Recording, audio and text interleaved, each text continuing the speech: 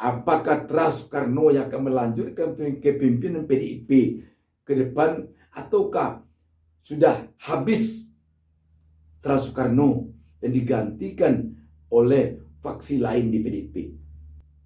Itu yang merupakan kemelut problema besar di tubuh PDIP. Kalian siapa yang membuat manuver keluar? Karena apa? Tidak ada di dalam PDI Perjuangan itu yang namanya main 2 kaki, main 3 kaki, melakukan manuver. Kenapa? Karena saya diberi oleh kalian sebuah hak yang namanya hak prerogatif. Hanya ketua umum yang menentukan siapa yang akan menjadi calon presiden dari PDI Perjuangan.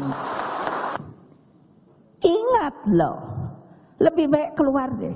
Lebih baik keluar deh daripada saya pecati loh kamu. Ganjar Pranowo tetap bergerak.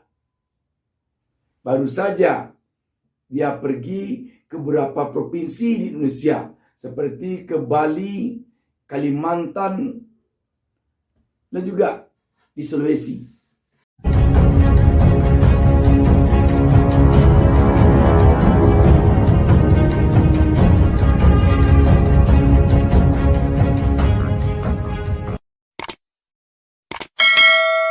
Assalamualaikum warahmatullahi wabarakatuh.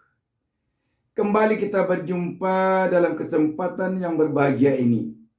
Saya Bustami Narda tak lupa mendoakan kepada Allah Subhanahu wa taala semoga kita seluruhnya selalu mendapatkan berkah dari Allah Subhanahu wa taala dalam kehidupan kita sehari-hari. Dan semoga kita diberinya petunjuk ke jalan yang benar. Sahabat BN, kita melihat akhir-akhir ini Partai Demokrasi Indonesia Perjuangan PDIP seperti terkesan meradang. Dia seakan-akan menantang lawan kiri dan kanan. Ini terlihat terutama semenjak Ganjar Pranowo telah mulai mengepakkan sayapnya untuk melihat kawasan Indonesia yang mungkin dia ingin terbang ke seluruh Nusantara setelah sekian lama terbang hanya di kawasan Jawa Tengah.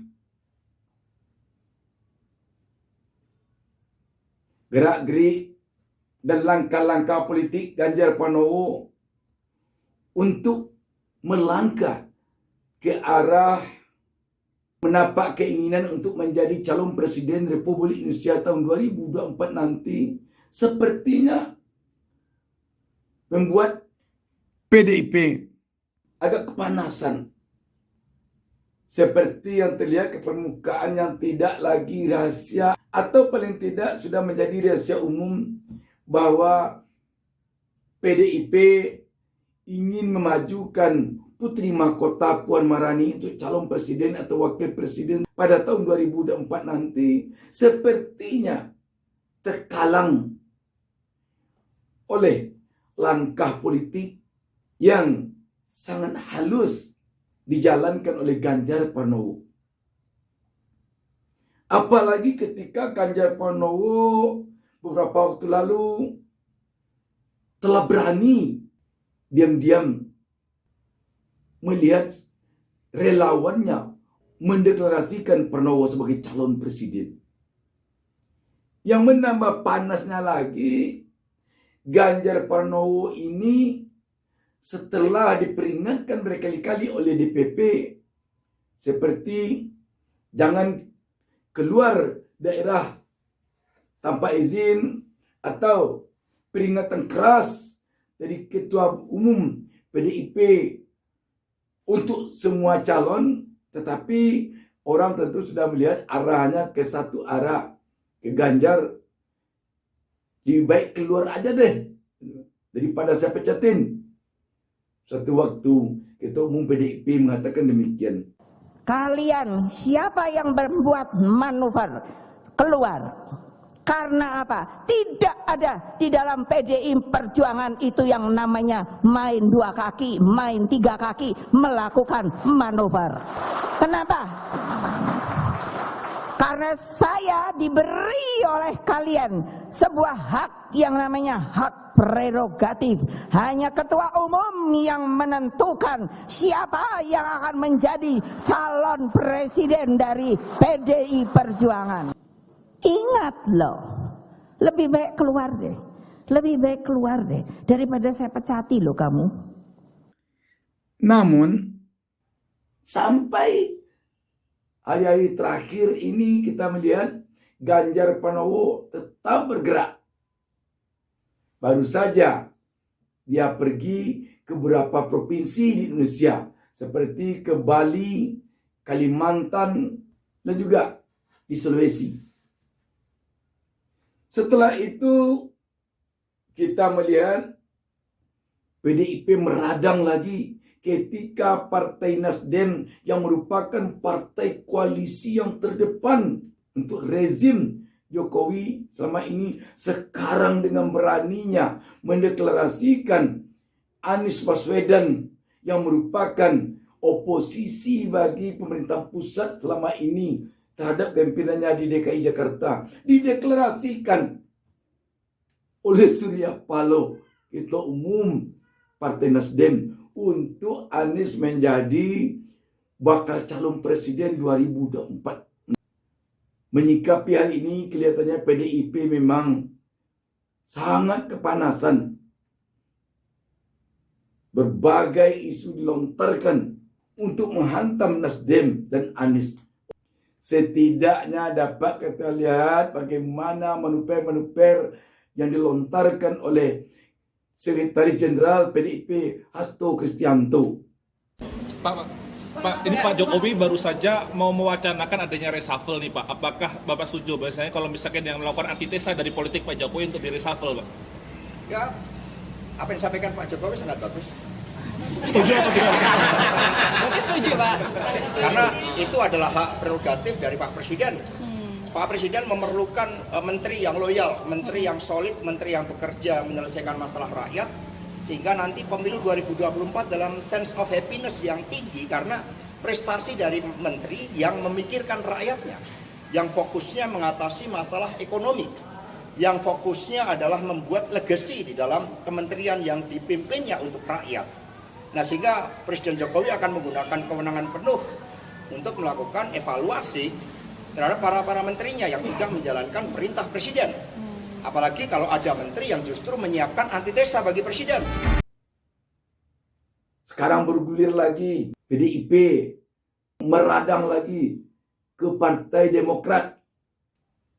Dan salah seorang ketua Demokrat, Andi Arief, malah memancing pula dengan mengatakan Hasto Kristianto dalam kepemimpinannya terkesan oleh Andi Arief seperti Ketua PKI DN Aidit. Tambah panas lagi. Beranjak dari sini kita ingin mengatakan bahwa terkesan sekarang oleh publik di tubuh PDIP ada persoalan besar yang harus diselesaikannya secepat mungkin menjelang Pilpres 2024 ini. Persoalan besar ini mungkin saja persoalan yang ada dalam PDIP untuk kelanjutan PDIP ke depan. Bisa jadi persoalan antara PDIP dengan Ganjar Pranowo.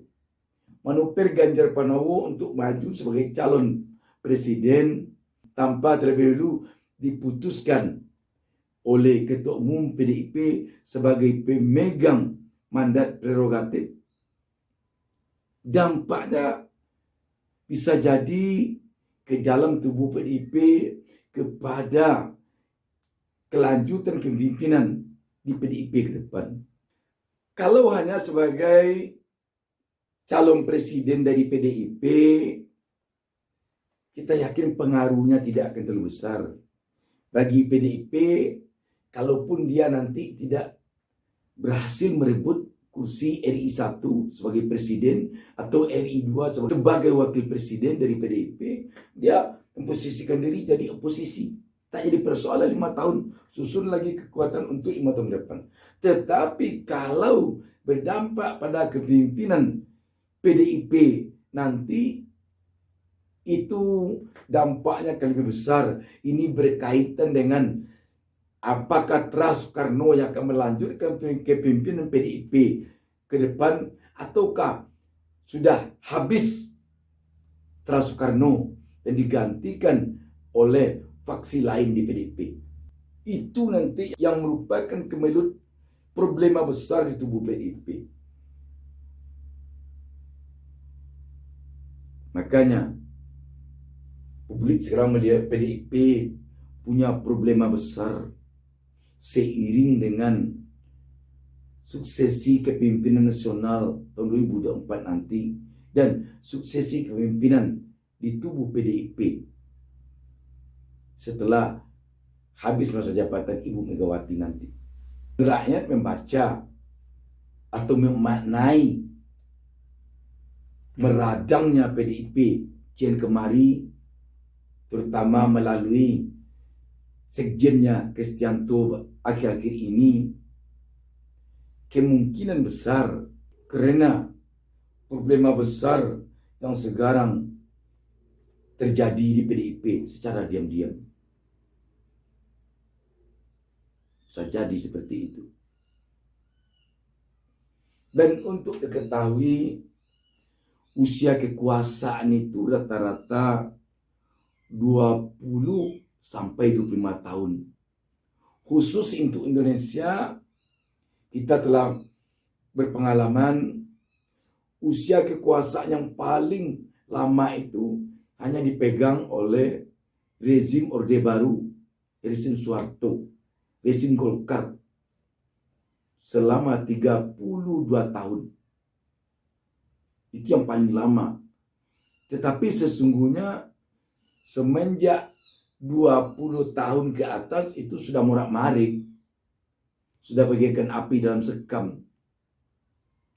Yang mulus itu hanya sampai 20 tahun. Tahun 7 ke atas itu sudah mulai ada goyang-ganjing. Tahun 80-an itu sudah mulai agak keras. Tahun 90-an itu sudah hampir mencapai puncak. Sehingga berakhir tahun 1998. Dan juga kalau kita perhatikan di akhir-akhir masa keemasan Golkar atau Pak Harto juga terjadi peradangan yang demikian keras dulu. Di mana waktu itu di sana sini kelihatan orang-orang Pak Harto meradang kian kemari sampai menangkapi di bredel media massa. Kita masih ingat waktu itu penangkapan Budiman Sujatmiko. Dan kita juga melihat bagaimana dulu Menteri Penerangan dan sekaligus Ketua Umum Golkar Harmoko memekikkan waktu itu single majority. Saya sendiri pada suatu kesempatan pernah berbincang dengan Pak Harmoko, mengatakan apakah tidak membuat Golkar terlalu pede. Pak Harmoko langsung mengatakan tidak, ini sama sekali tidak, ini adalah real. Dia bilang real, rakyat adalah menghendaki Golkar single majority. Selanjutnya rezim Soeharto jatuh. Seiring dengan terjadinya rebel besar-besaran tahun 1998. Pak Harmoko yang tadinya mengatakan bahwa pimpinan rezim Pak Harto masih sangat dicintai oleh seluruh rakyat untuk menjadi presiden. Dia pula yang meminta agar Pak Harto turun. Jadi kalau kita lihat, Pak Harto merupakan rezim paling lama berkuasa. 32 tahun. Bung Karno 20 tahun. Usia sebuah kekuasaan biasanya rata-rata di dunia ini 20 sampai 25 tahun. Kita lihat yang lama itu di negara-negara Arab yang terkesan agak lama. Kekuasaan Saddam Hussein bersama partai Ba'athnya mencapai 24 tahun. Dari tahun 1979 berakhir tahun 2003. Kekuasaan Muammar Gaddafi sebagai Perdana Menteri. Dia sempat berkuasa selama 34 tahun. Dari tahun 1977 berakhir 2011. Yang cukup lama kekuasaannya rezim Presiden Anwar Sadat. Anwar Sadat berkuasa dari tahun 1970 berakhir tahun 1981. Tetapi rata-rata akhir dari kekuasaan yang lama-lama itu tragis. Anwar Sadat mengakhiri kekuasaan dengan peristiwa pembunuhan di saat parade militer. Muammar Gaddafi akhirnya juga tragis dalam insiden penghentian kekuasaan Gaddafi. Dia tewas di dekat kampungnya. Saddam Hussein, dia mengakhiri kekuasaannya di tiang gantungan. Di Indonesia kalau kita perhatikan, dua rezim yang berkuasa cukup lama, rata-rata turunnya juga terbilang tragis. Kekuasaan Bung Karno berakhir juga tidak semus.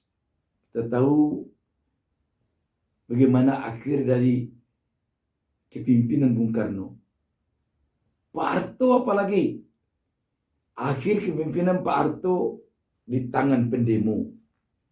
Kita ingin di Indonesia yang telah memutuskan negaranya negara demokrasi ini benar-benar anaknya setiap rezim, setiap pemimpin dari sekarang sampai seterusnya berakhir dengan baik, dengan elegan, sehingga kenangan yang ada pada setiap rezim adalah kenangan manis.